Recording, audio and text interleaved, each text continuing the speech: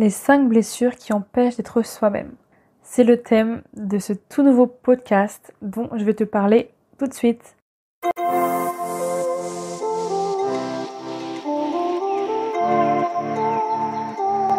Hello et bienvenue sur le podcast Le chemin de la vie. Je m'appelle Justine Hill, je suis entrepreneur passionnée par le développement personnel. Ma mission est de te guider sur le chemin de la guérison vers l'éveil spirituel et la paix intérieure. Je t'aide à reprendre le pouvoir sur ta vie et je suis persuadée qu'il y a un potentiel énorme à l'intérieur de toi qui ne demande qu'à être révélé. Je fais de mon mieux pour te donner un maximum d'inspiration et d'amour au quotidien afin que tu fasses rayonner la lumière qui est en toi. Alors dépasse tes peurs et écoute ton cœur. C'est la clé du bonheur. Accepte de guérir pour mieux te reconstruire. Et si tu aimes ce podcast, n'hésite pas à le noter avec la note de 5 étoiles sur iTunes, sur Apple Podcast et Spotify. Tu peux aussi le commenter sur YouTube et n'hésite pas à le partager à quelqu'un qui en aurait besoin. Bonne écoute! Alors, déjà pour commencer, je voulais vous dire la bienvenue sur ce podcast. Donc c'est le premier épisode que je fais. Et en fait, j'ai décidé de me lancer tout simplement parce que voilà, je suis quelqu'un qui parle beaucoup et j'adore parler en général. De manière générale, ouais, j'adore communiquer. Voilà, on va dire que j'ai mon soleil en maison 3 pour ceux qui connaissent l'astrologie, donc voilà. Alors du coup, ça sera un podcast axé sur le développement personnel, principalement. En fait, je vais vous partager mes expériences, voilà. Ça va être des sujets vraiment plus profonds que sur YouTube parce que tout simplement, je trouve que le podcast, c'est une manière plus authentique de s'exprimer, de partager un message. Et donc, c'est pour ça que j'ai décidé de créer mon propre podcast sur le dev perso, sur la spiritualité, sur l'éveil spirituel, le dépassement de soi, etc. Et donc, parfois, je vais être plus vulnérable que d'autres. Je vais essayer d'être vraiment authentique et de vous partager mon expérience parce que tous les sujets que je vais aborder sur ce podcast, je tiens à le dire, ce sont des sujets, des thèmes, des domaines, des situations, des événements par lesquels je suis passée en fait moi-même. Voilà, parce que je tiens à en fait aborder des sujets par lesquels je suis passée tout simplement parce que je trouve ça plus authentique en fait et plus authentique et plus vrai de parler d'un sujet qu'on a traversé plutôt que d'entendre des informations, de se renseigner dessus. Et voilà, moi c'est en tout cas ce que je veux partager. J'ai envie de vous partager des choses que j'incarne déjà ou alors que je suis en chemin vers ça, tout simplement. Donc voilà, je vais voir commencer maintenant. En ce qui concerne après pour me présenter moi personnellement, je vous conseille d'aller sur Instagram pour voir un petit peu plus qui je suis parce que c'est pas le but de ce podcast. Je vais pas commencer à raconter toute ma vie dès le premier podcast. Voilà, c'est parti. Alors, les 5 blessures qui empêchent d'être soi-même. Donc déjà, pour ceux qui ne connaissent pas, c'est un livre de Lise Bourbeau qu'elle a écrit il y a je sais pas combien de temps, mais en tout cas, voilà, faut savoir qu'il est vraiment très très très connu. C'est devenu un best-seller et moi, concrètement, il a vraiment changé ma vie littéralement quoi. Je l'ai lu pour la première fois il y a 2 ans, ouais, je crois qu'il y a un peu plus de 2 ans à peine. Donc c'était en février-mars 2020, donc je pense que ça doit il y a 2 ans pile. Mais bref, et la première fois que je l'ai lu, pour être honnête, j'étais un peu fermée, enfin je me reconnaissais pas dans ce qui était dit, alors que c'était totalement moi bien sûr. Mais voilà, j'avais mon ego, on connaît, c'était un petit peu compliqué. Mais vraiment, c'est le premier livre de dev perso que j'ai lu et clairement, il a changé ma vie quoi. Genre ce livre, c'est par là que j'ai débuté tout ce cheminement intérieur, toutes ces réflexions que j'ai eues, c'est vraiment grâce à ça que j'ai pu commencer du coup le chemin du développement personnel. Alors ce livre traite des 5 blessures de l'âme. Donc en fait, c'est des blessures que tout le monde a, donc que tous les êtres humains ont. Hommes, femmes, peu importe, en fait, ça n'a rien à voir avec le sexe, tout le monde a ces blessures. Donc il y en a 5. Il y a le rejet, l'abandon, l'humiliation, la trahison et la justice. Après, on n'a pas forcément les 5, toutes les blessures, parce que voilà, c'est pas tout le monde qui a les 5 blessures. On peut en avoir 1, 2, 3, 4, 5, tout dépend. Et aussi, il se peut aussi très fortement que la plupart des gens, en fait, ont soit 4 blessures ou les 5, mais en fait, il y en a qu'une ou deux qui sont vraiment mis en avant. Par exemple, le rejet, par exemple, il y a des personnes qui le sentent presque pas, mais qui est là un tout petit peu. Du coup, pour moi, on comptabilise vite fait, quoi. Parce que si on commence à me dire, attends, je suis dans le rejet à 5%, dans l'abandon à 80%, enfin, on se perd, quoi. Donc autant déjà direct identifier la blessure principale ou les blessures principales. Donc je vais vous faire un petit descriptif après des blessures. Donc faut savoir que c'est des masques en fait. Les choses que je vous ai dites, en fait, c'est juste avant, c'est des masques qu'on se met. Donc par exemple, la blessure du rejet, c'est le masque du fuyant. La blessure de l'abandon, c'est le masque du dépendant. La blessure de l'humiliation, c'est le masque du masochiste. La blessure de trahison, c'est le masque du contrôlant. Et la blessure la blessure de l'injustice, c'est le rigide. Donc c'est des blessures qu'on se met en fait à l'enfance. Et ça peut venir même d'avant l'enfance. Donc entre la grossesse et je crois que le maximum c'est 6 ans, 7 ans, quelque chose comme ça. Et quand je vais vous expliquer, vous allez peut-être tout de suite comprendre. Après, pour plus de détails, je vous conseille de vraiment aller l'acheter.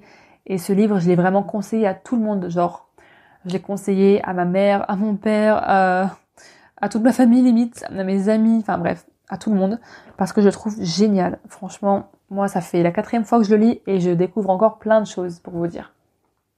Donc, pour vous expliquer un petit peu comment ça fonctionne, je vais vous dire en fait comment on se crée des blessures déjà de base. Donc typiquement, en fait, les blessures, c'est comme si vous voulez, les masques aussi, je vais expliquer les masques, c'est comme si on avait une plaie, en fait, imaginons sur la main, et le masque, c'est comme si on venait mettre, en fait, un gant, qu'on enfilait un gant pour pas voir la plaie. Mais après, comme vous le savez, en aucun cas, ça ne guérit la plaie, concrètement. Ça la masque juste, ça la camoufle. Et en fait, quand on met ces masques, donc, comme j'ai dit, de fuyant, de dépendant, de masochiste, de contrôlant, de rigide, c'est pour camoufler la blessure qu'on a, c'est pour camoufler en fait notre souffrance, tout simplement. Parce que tous les êtres humains ont des souffrances, et en général ça vient de l'enfance. Et je tiens à dire que c'est pas parce que vous avez eu une enfance joyeuse, avec des parents qui vous s'occupaient bien de vous, etc., qui étaient totalement là pour vous, vous pouvez quand même avoir des blessures, parce que tout le monde en a. Donc enfance traumatisante ou pas, vous avez des blessures, parce que des fois, on se rend pas compte, mais on peut faire quelque chose ou dire quelque chose à un enfant qui est totalement anodin et inoffensif et totalement gentil en fait pour un adulte. Mais l'enfant en fait il va le prendre extrêmement mal, voire il peut en être traumatisé quoi. Et des fois on se rend pas compte. Donc je vais donner des exemples juste après. Alors comment on reconnaît les blessures déjà?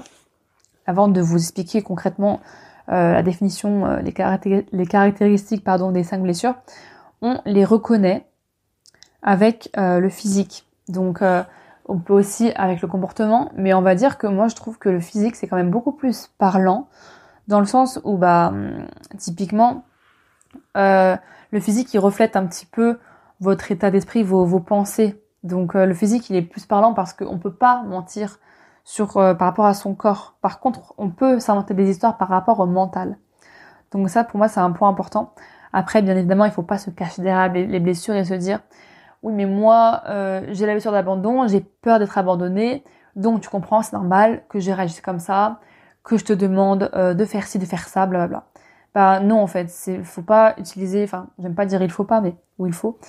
En fait, c'est pas recommandé d'utiliser un masque, en fait, une blessure comme justificatif, comme en mode et se comporter en victime pour justement justifier le fait qu'on se comporte comme ça ou comme ceci, comme cela. C'est juste en fait pour moi un moyen d'identifier plus qui on est, d'apprendre à se connaître pour justement guérir. Mais c'est pas pour créer un autre masque encore plus puissant derrière, non pas du tout. Donc je vais vous parler de la blessure de rejet en tout premier. Donc la blessure de rejet, elle s'éveille de la conception à 1 an. Donc clairement, c'est typiquement même avant que le bébé soit né, il peut ressentir ce rejet très profondément en lui. Et donc le rejet, je vous fais la définition pour qu'on soit clair, parce qu'il y a une différence entre le rejet et l'abandon. C'est la peur concrètement de ne pas être assez et surtout ne pas se sentir le droit d'exister en fait, clairement. La peur qu'on se rejette, qu'on ne veuille pas de lui, de elle ou de elle. La peur de ne pas être voulu, de ne pas être assez, en fait, tout simplement. Alors que l'abandon, c'est plus quitter quelqu'un pour quelqu'un d'autre ou pour quelque chose d'autre. Vous voyez ce que je veux dire? Donc le rejet, c'est une blessure qui est très forte. Je pense que c'est la plus forte, la plus douloureuse avec l'abandon. Et clairement, du coup, moi j'ai cette blessure, voilà. Et ça se voit un petit peu comme dans mon corps, quelques parties. Mais voilà, donc le masque du fuyant, typiquement, ça peut être une personne qui n'a pas été voulue à la naissance. Quelqu'un, voilà, une mère, enfin, des parents qui ne voulaient pas d'enfants et tout d'un coup, voilà, la femme tombe enceinte, etc. Ou alors les parents voulaient une fille, ils ont eu un garçon, ou les parents voulaient un garçon, ils voulaient une fille. Ça peut être ça. Il n'y a pas que ça, mais ça peut l'être. Donc là, typiquement, quand il y a ce genre de choses, il y a une très très grosse blessure de rejet. Mais ça peut être aussi quelque chose de tout bête, en fait. Tout simplement, imaginons un exemple, parce que je trouve ça quand même plus parlant des exemples. Ça peut être, la petite fille demande à son papa de jouer avec elle, à la dinette, et il dit non, demande à ta mère. Et la mère dit non, demande à ton père. Enfin, vous voyez ce que je veux dire? Et du coup, la petite fille, elle peut jouer avec personne, du coup, elle se sent rejetée.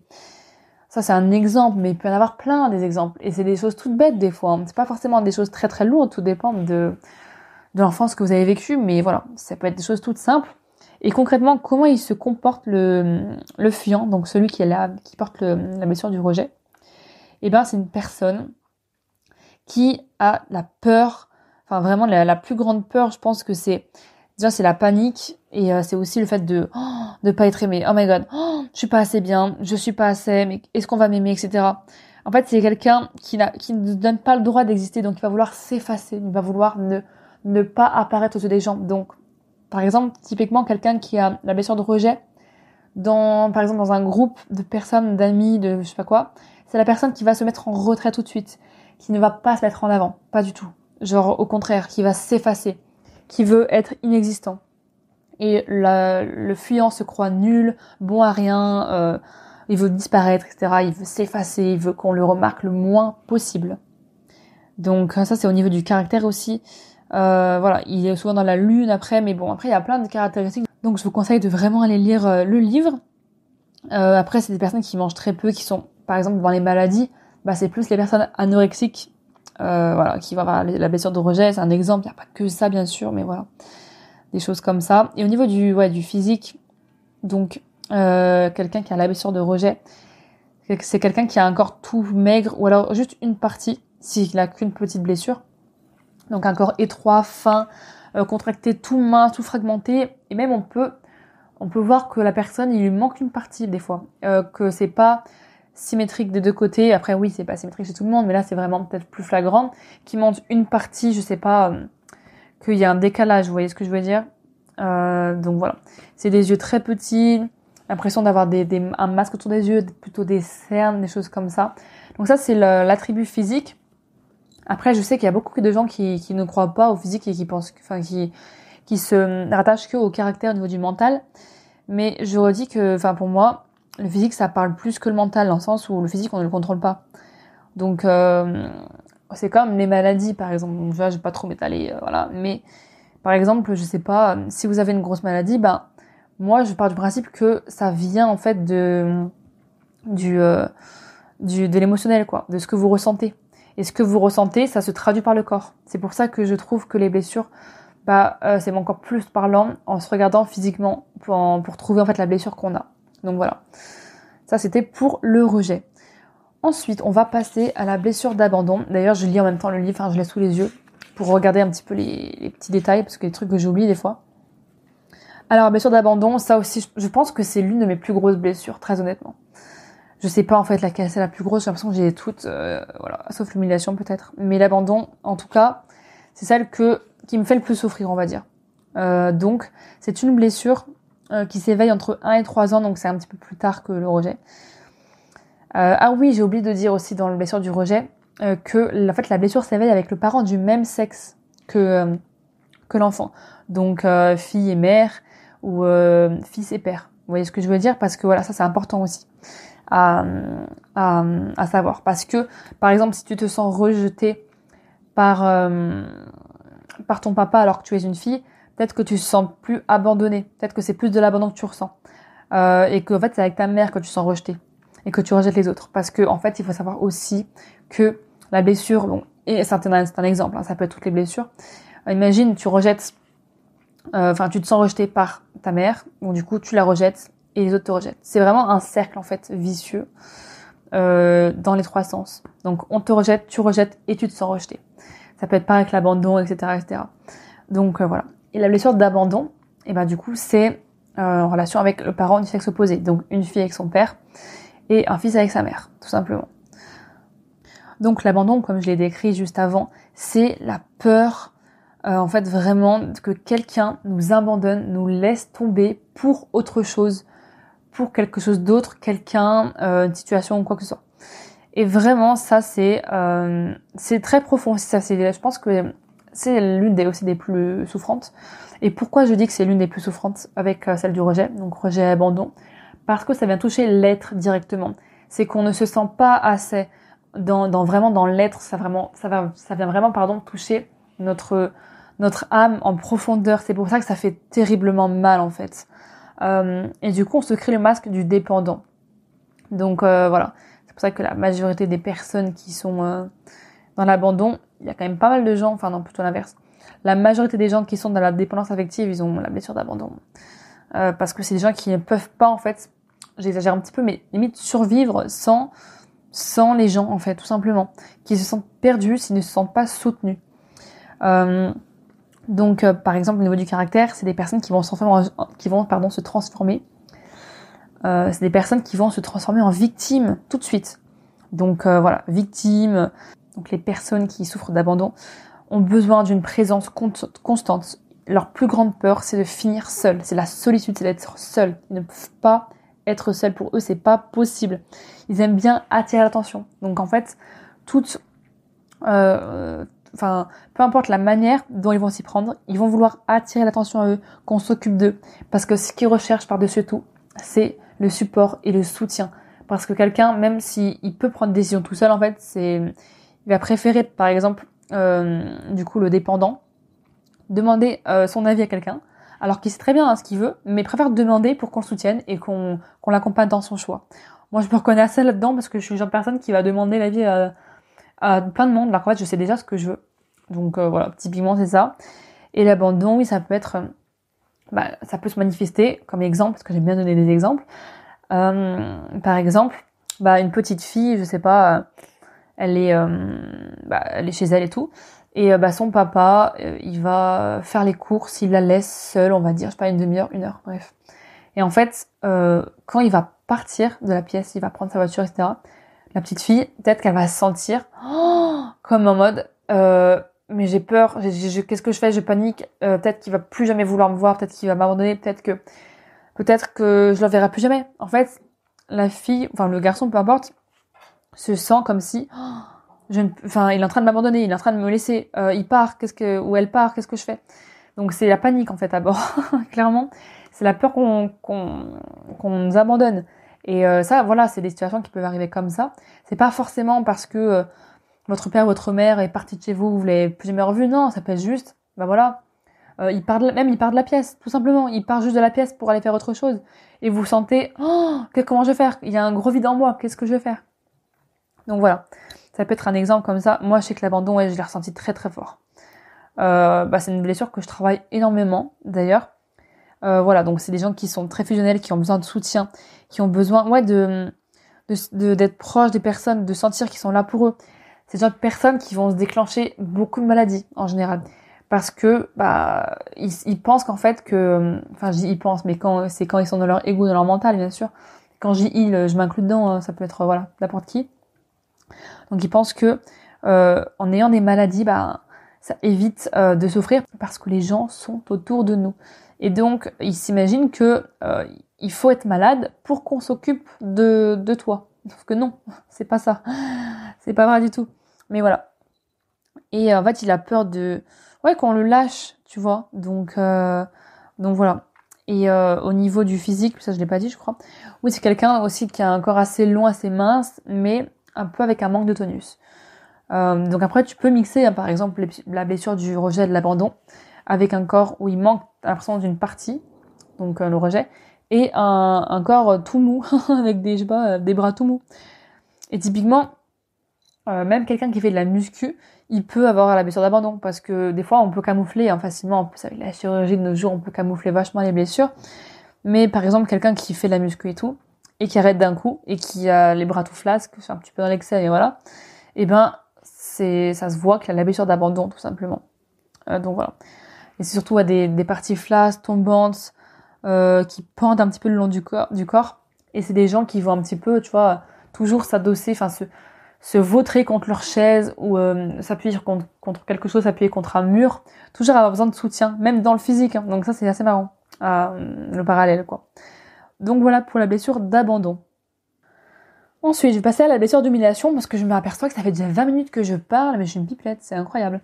Alors, l'humiliation, ça, je pense que c'est la blessure que, en gros, si vous voulez, c'est pas tout le monde qui l'a. Par rapport aux deux premières que j'ai dit, ça, c'est quand même assez plus courant. On va dire que l'humiliation, c'est assez plus courant, mais je parle même pas français. On va dire que l'humiliation, c'est peut-être un peu moins courant. Voilà. Mais bon, après, ça dépend. Donc, c'est une blessure qui s'éveille entre l'âge de 1 et 3 ans, avec le parent qui s'est occupé du développement physique de l'enfant, en fait. Donc, en général, c'est la mère. Par exemple, apprendre à l'enfant à être propre, à se laver, etc., etc., à s'occuper de lui, à savoir manger et tout. En général, c'est la mère, mais ça peut être le père. Donc ça, faut voir en fonction. Dans tous les cas, je vous le redis, mais achetez le livre parce que c'est vraiment génial. Et donc, l'humiliation, donc c'est le masque de masochiste. Et en fait, le masochiste, qu'est-ce qu'il fait ? Il se sent en fait humilié et contrôlé en fait par ce parent, donc soit la mère, soit le père. Donc au niveau du caractère, c'est quelqu'un qui a honte de lui-même tout le temps, qui a honte de faire des choses, de prendre en fait de la liberté, parce que ça aussi c'est sa plus grande peur, c'est d'être libre, parce qu'il croit que s'il est libre, eh ben les autres vont pas l'aimer, etc. Ils vont le rejeter ou machin, ils vont pas l'accepter, tout simplement. Donc c'est quelqu'un qui est très protecteur, qui se contrôle, mais énormément aussi, mais c'est pas le même contrôle que le contrôlant, qu'on verra juste après. C'est quelqu'un en fait qui est aussi fusionnel, mais en fait il s'arrange pour pas être libre. Parce que pour lui, ça signifie sans limite. Et s'il est sans limite, il se punit, il se trouve honteux. Donc voilà. Et c'est aussi quelqu'un qui a honte de lui au niveau sexuel. Donc ça peut être des blessures sexuelles. Ça c'est typique de l'humiliation. On a honte de soi, on n'ose pas se faire plaisir, on n'ose pas avoir une relation sexuelle avec son partenaire. En fait, on a honte de soi, clairement. Et ouais, c'est ça. Et les personnes dans l'humiliation, c'est des personnes qui n'écoutent pas leurs besoins, mais vraiment tu voyais, c'est les personnes qui n'ont pas de limite. Par exemple, je sais pas, une mère dans l'humiliation, imaginons. Typiquement, si je sais pas, ses amis, son conjoint, machin, tout le monde lui demande de lui rendre des services. C'est elle qui fait tout dans la maison, le ménage, la vaisselle, machin, tout, bref, tout. Et en fait, c'est parce qu'elle est dans l'humiliation clairement et elle connaît en fait ses besoins, mais elle ne pose pas ses limites. Elle ne sait pas définir ses limites parce qu'elle a peur de ne pas se sentir aimée si elle les pose tout simplement. Donc je redonne un exemple dans l'enfance. Pareil, je sais pas, imaginons un petit garçon, il va ressentir l'humiliation très fort si par exemple il a joué dans la boue, il s'est sali, et puis que sa mère ou son père, il vient lui dire mais t'es dégueulasse, t'es sale, qu'est-ce que t'as fait, etc. T'es tout crade, machin, va te laver, c'est sale, en fais pas ça, c'est pas bien. Et encore plus, il va se sentir encore plus humilié si il y a des invités et que par exemple la mère ou le père le dit devant les invités. C'est un exemple, hein. Ça peut être encore une fois plein d'autres choses. Donc voilà. Et au niveau du corps, c'est une personne assez ronde. Je dirais pas gros parce que voilà. Pour moi, en fait, ça dépend parce qu'imaginons quelqu'un peut très bien avoir la blessure d'abandon et d'humiliation. Donc quelqu'un peut avoir un corps tout fin et juste une partie assez grosse de son corps, par exemple des mollets, je sais pas moi, des fesses, j'en sais rien. Vous voyez ce que je veux dire ? C'est un petit peu un mix, on va dire, des blessures. Et donc voilà, le masochiste se contrôle beaucoup pour éviter la honte. Voilà, pour ne pas se croire mal propre. Sans cœur, parce que ça aussi sa peur c'est d'être sans cœur, d'être voilà, d'être moindre que les autres, etc. Et donc, en général, il a un cou assez gros, une taille courte, des tensions à la gorge, etc. Un visage tout rond, des yeux tout ronds, ouverts, des choses comme ça. Donc, voilà pour l'humiliation. Ensuite, on va passer au contrôlant. Et ça, je me reconnais aussi énormément là-dedans. Ouais, surtout ces derniers temps. Alors, donc, la blessure de trahison, elle vient entre l'âge de 2 et 4 ans, donc avec le parent de sexe opposé. Donc, comme je disais tout à l'heure, père et fils... père et fille et mère et fils. Donc en gros, c'est la peur d'être trahi, la peur qu'on brise notre confiance, la peur que quelqu'un nous la fasse à l'envers, clairement. Et ça, je l'ai énormément avec les gens, du coup, avec les personnes du sexe masculin, ça c'est avec les hommes, clairement, c'est mon Dieu, trop peur, la peur d'être trahi en fait, tout simplement. Et en fait, ça va ensemble avec la peur d'être abandonné. Ça, je vous explique juste après. Alors, du coup, voilà, comme j'ai dit, c'est la peur qu'on nous trahisse. Et en général, ça vient avec le complexe d'Oedipe qui n'a pas été réglé en fait. Donc, vous savez que voilà, le complexe d'Oedipe, c'est quand, par exemple, la petite fille, elle est amoureuse de son papa. Donc ça, c'est totalement normal. C'est pour comprendre la vie, il faut passer par cette étape-là, voilà.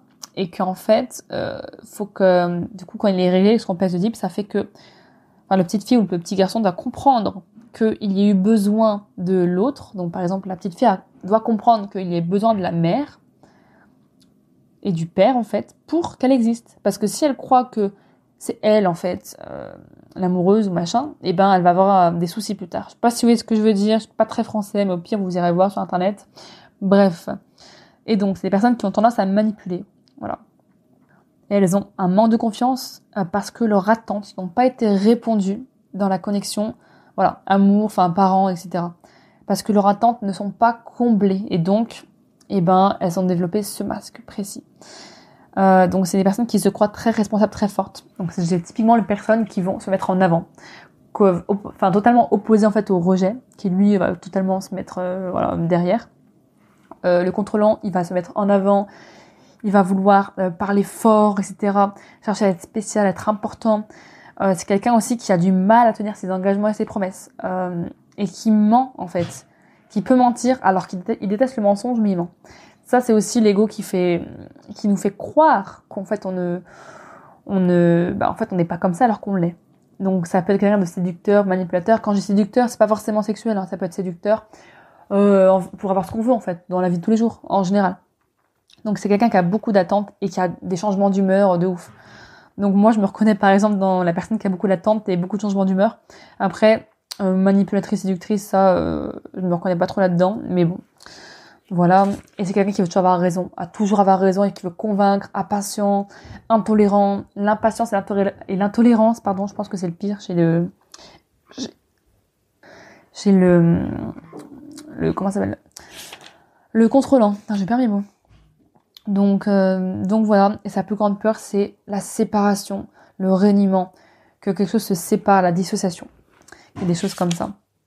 Et au niveau du corps, c'est des personnes, quand c'est un homme, c'est quelqu'un qui va peut-être, vouloir être très musclé avec, je sais pas, un t-shirt très serré pour montrer ses beaux muscles et tout, vous voyez.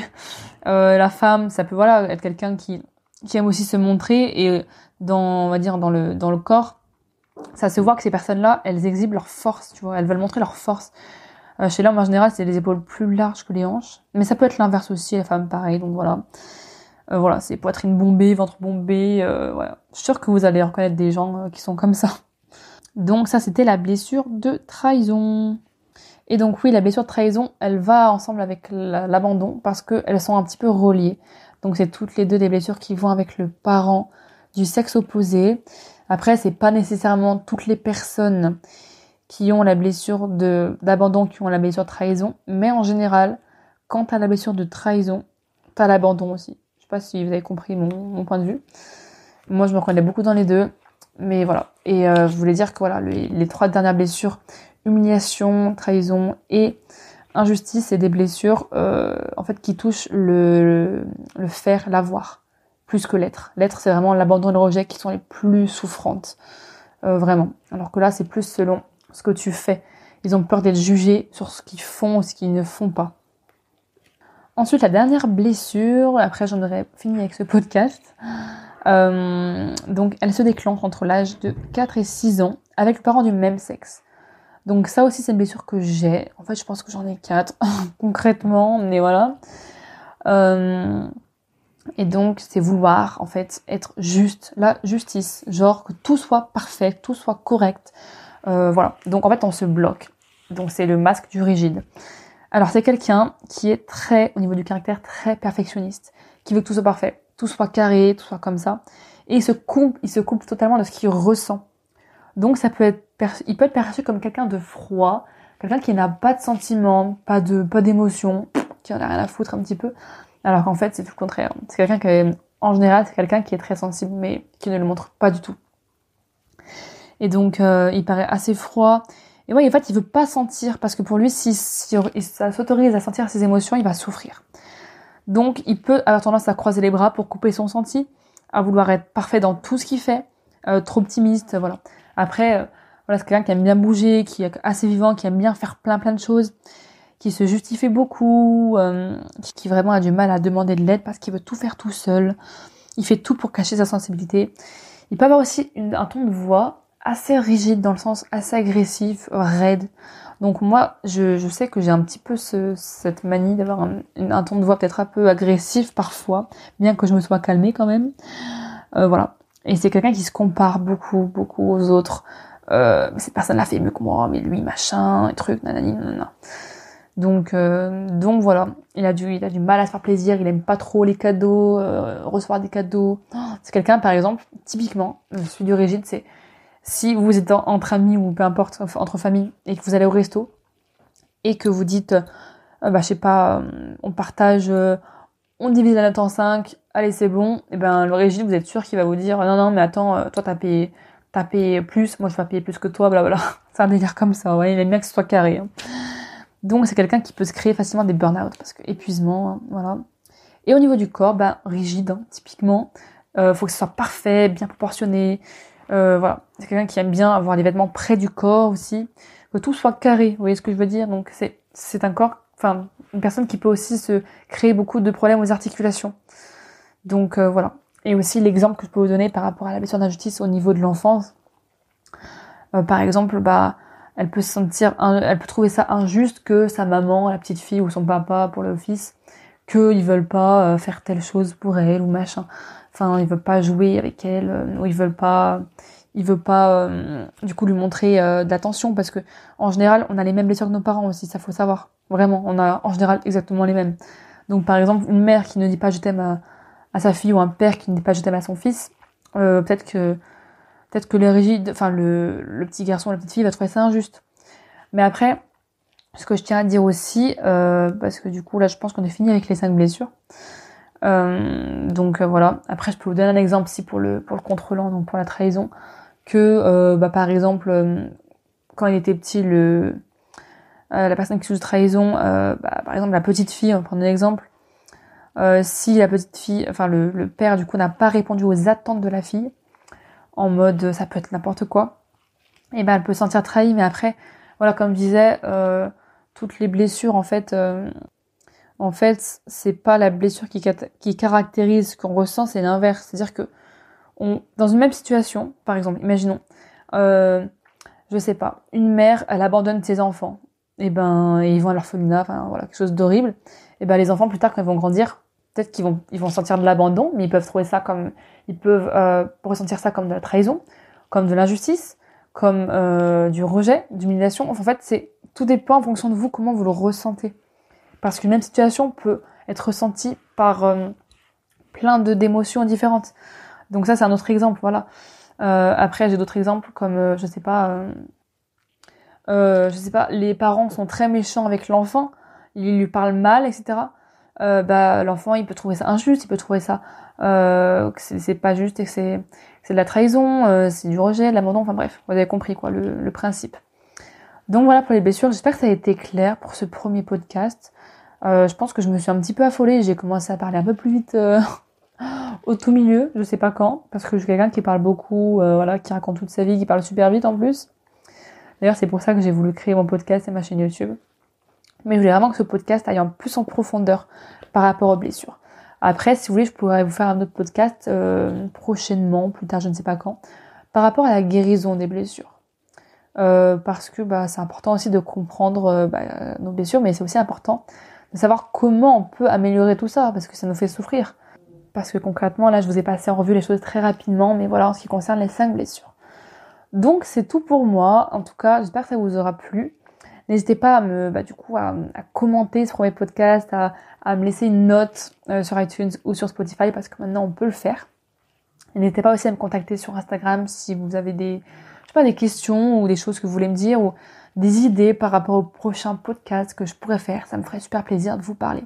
En tout cas, j'étais ravie de parler avec vous. Je vous retrouve la semaine prochaine pour un tout nouveau podcast. Bye bye.